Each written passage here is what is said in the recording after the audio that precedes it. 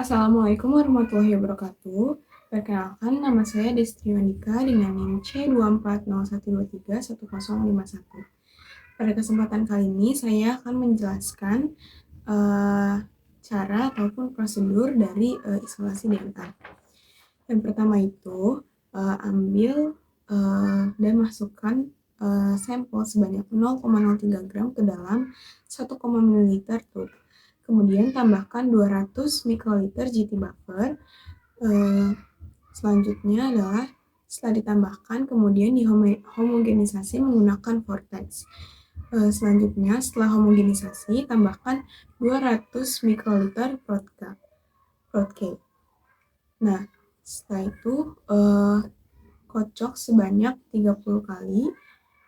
Setelah dikocok, masukkan ke dalam inkubasi dengan suhu masukkan ke dalam inkubator dengan suhu 60 derajat Celcius selama 30-60 menit. Nah, setelah diinkubasi, invert setiap 5 menit sebanyak 30 kali. Setelah itu, tambahkan 200 mikroliter GBT buffer, kemudian shake lagi sebanyak 5 kali.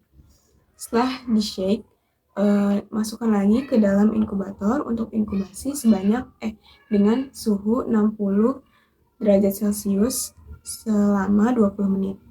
Setelah diinkubasi, invert kembali setiap 5 menit sebanyak 30 kali.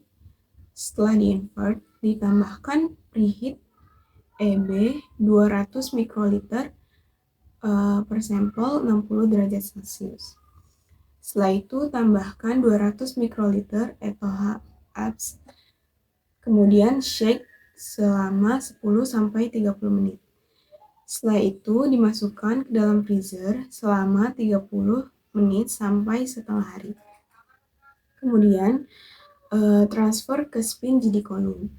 Setelah itu, centrifuge selama 2 menit dengan gelombang 14.000 sampai 16.000. Setelah itu, buang cairan bawahnya dan tambahkan 400 mikroliter W1 buffer.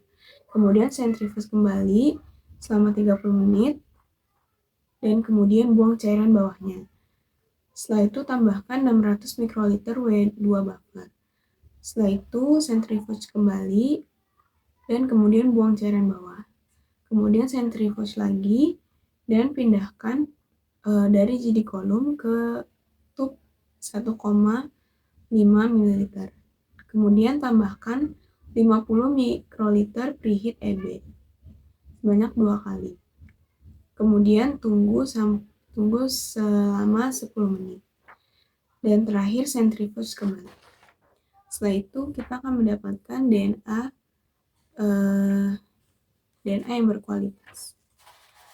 Sekian yang dapat saya sampaikan, kurang lebihnya mohon maaf. Wassalamualaikum warahmatullahi wabarakatuh.